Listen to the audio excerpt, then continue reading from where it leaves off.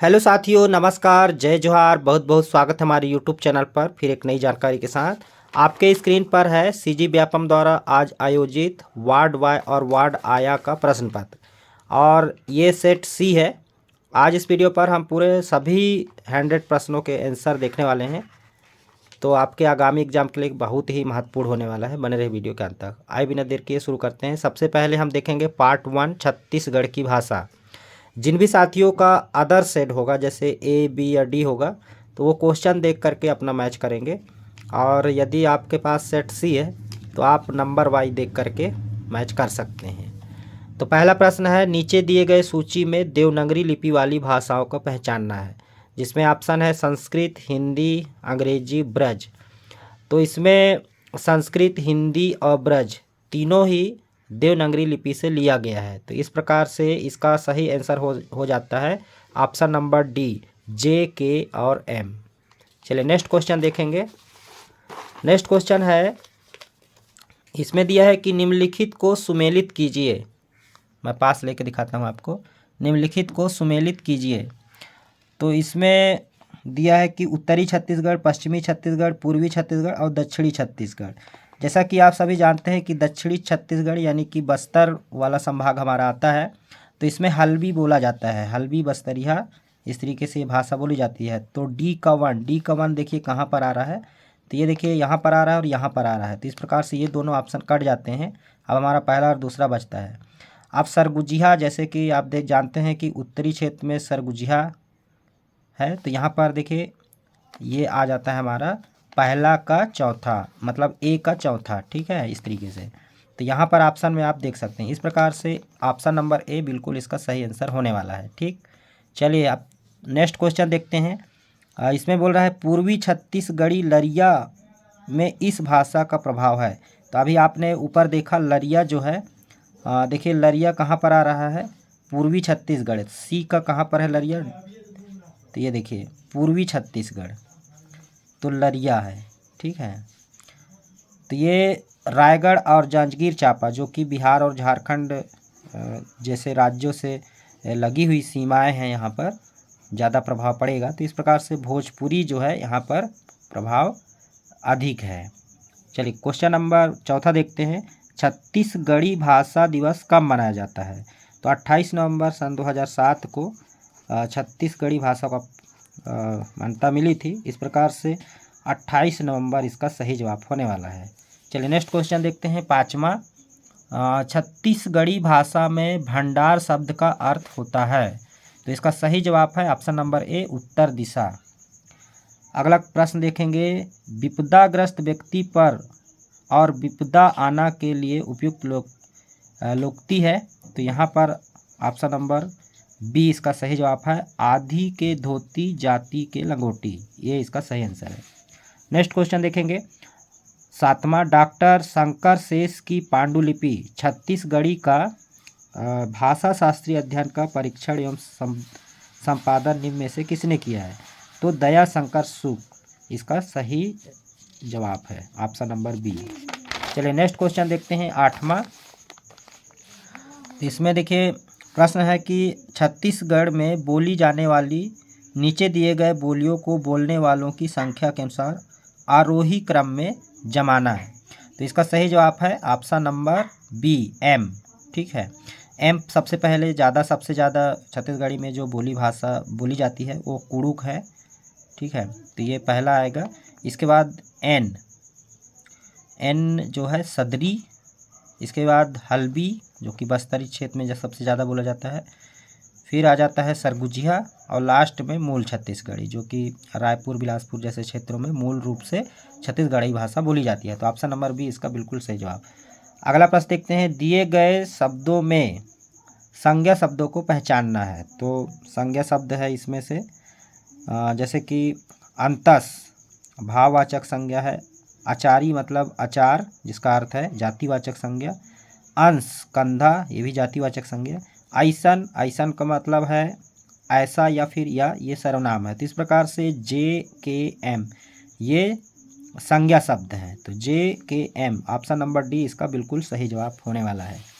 चलिए next question देखेंगे, 10वां। नीचे दिए गए सूची में छत्तीसगढ़ी संख्यावाचक शब्दों को पहचानना है। तो जैसे 11, 14, 15, 12, आप समझ गए होंगे कि ये 11 के लिए है, ये 14 के लिए है, 15 के लिए, 12 के लिए है। लेकिन छत्तीसगढ़ी में जो इसका सही जवाब होने वाला है वो है ऑप्शन नंबर सी, JKM, यानी कि 11, 14 और 15। ठीक है, तो इस प्रकार से ये 12 जो है हिंदी शब्द है। ठीक है साथियों, तो इस प्रकार से छत्तीसगढ़ी में संख्यावाचक शब्द लिखे जाते हैं। ऑप्शन नंबर सी बिल्कुल सही जवाब। नेक्स्ट क्वेश्चन देखेंगे जो कि कथन और कारण संबंधित है। यहाँ पर दिया है, कारण दिया है, जो कि सबसे पहले कथन पढ़ते हैं। छत्तीसगढ़ी में सा और सा दोनों की आवश्यकता नहीं है। कारण, छत्तीसगढ़ी में इन दोनों का उच्चारण सा ही है। इस प्रकार से ऑप्शन नंबर ए इसका सही जवाब होता है। जैसे कि अभिकथन और कारण दोनों सत्य है, तो इस प्रकार से इसकी सही व्याख्या कर रहा है। ऑप्शन नंबर ए इसका सही जवाब है। चलिए नेक्स्ट क्वेश्चन देखेंगे। 12, छत्तीसगढ़ में वर्तमान में कितनी भाषाएं या बोलियां व्यवहृत है? तो ऑप्शन नंबर डी 93 इसका सही जवाब है।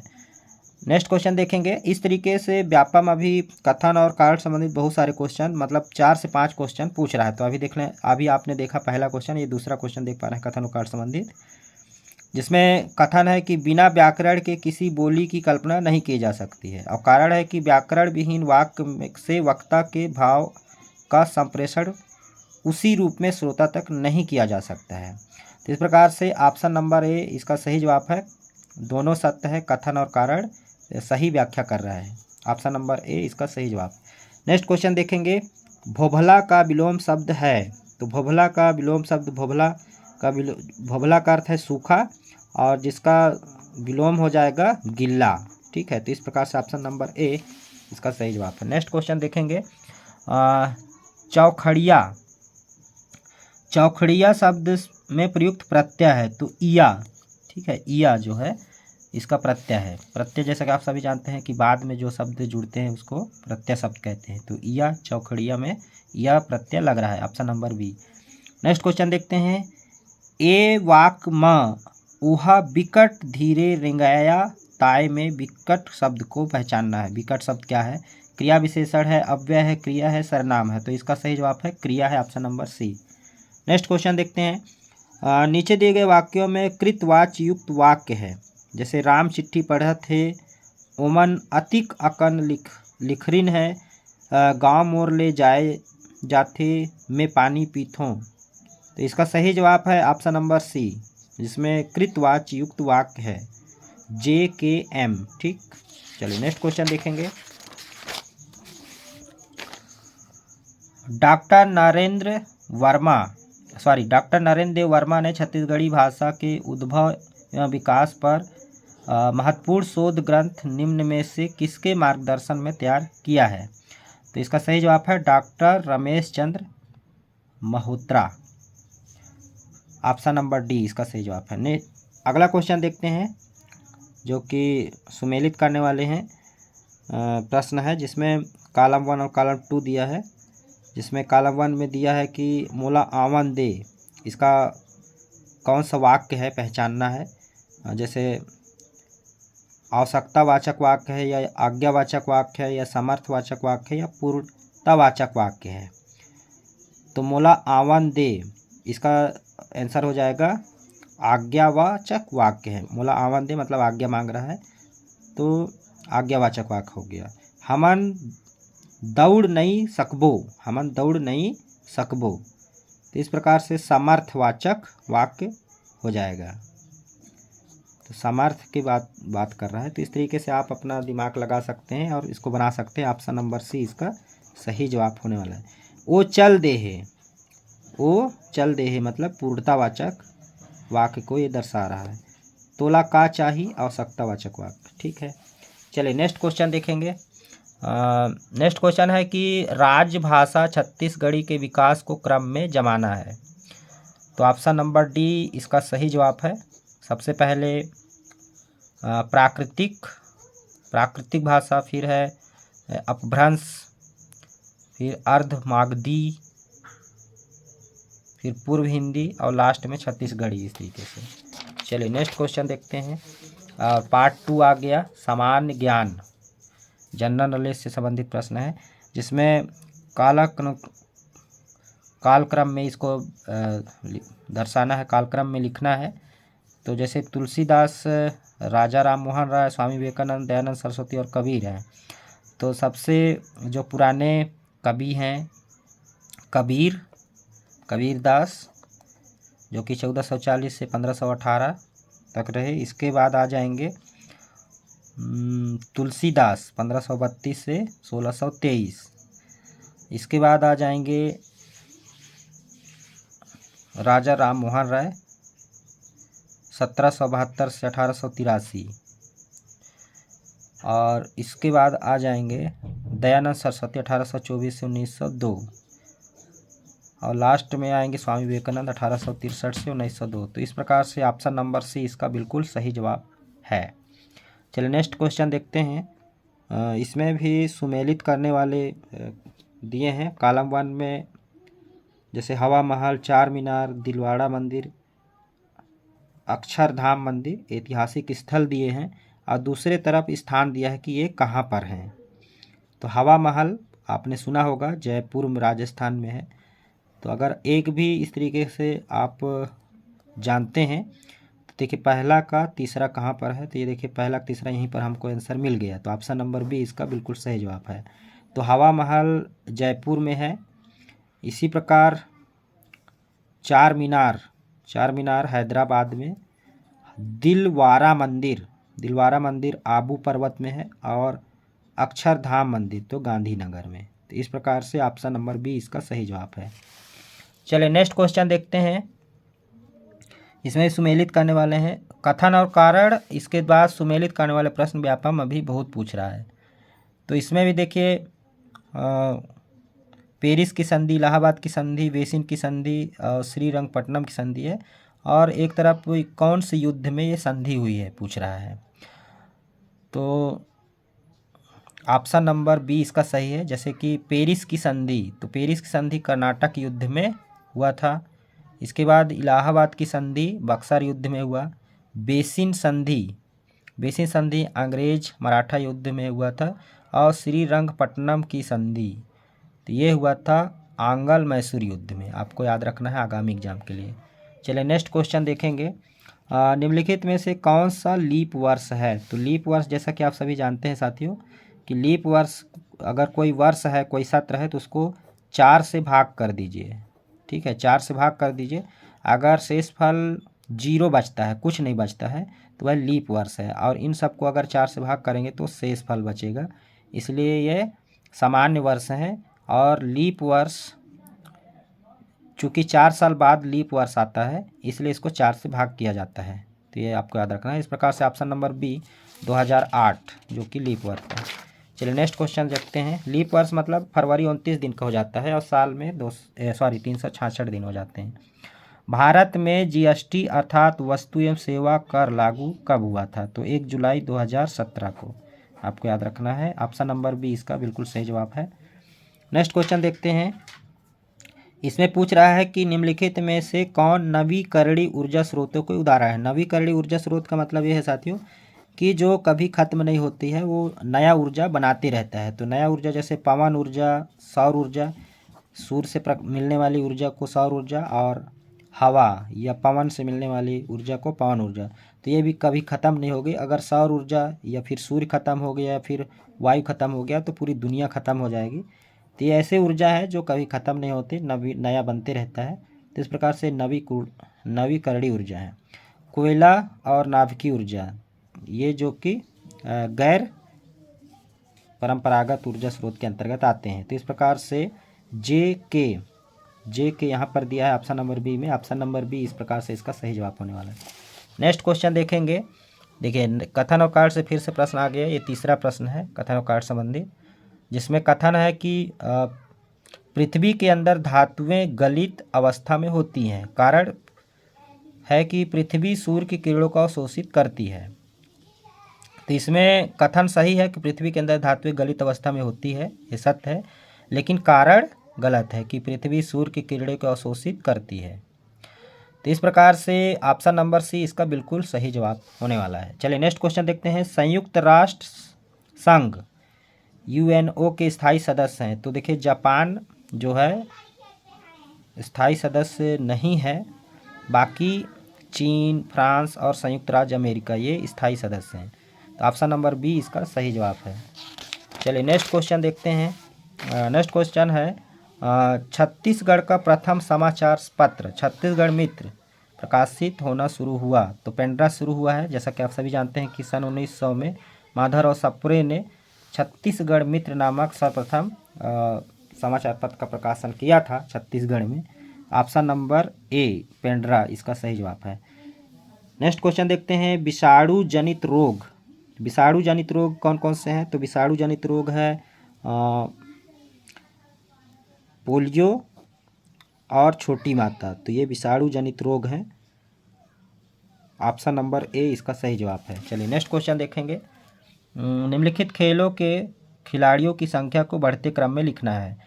तो कबड्डी में 7 खिलाड़ी होते हैं, वॉलीबॉल में 6, खो खो में 9, फुटबॉल में 11 और रग्बी फुटबॉल इसमें 15 खिलाड़ी होते हैं। तो इस प्रकार से ऑप्शन नंबर ए जो है इसका बिल्कुल सही जवाब है।